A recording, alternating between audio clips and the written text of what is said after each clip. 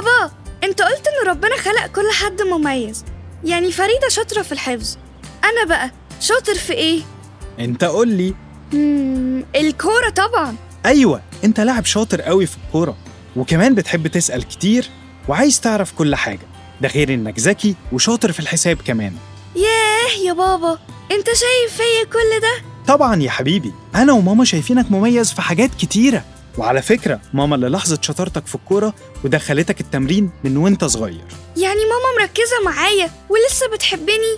طبعا بتحبك. طيب بكرة هتكلم معاها زي ما اتفقنا.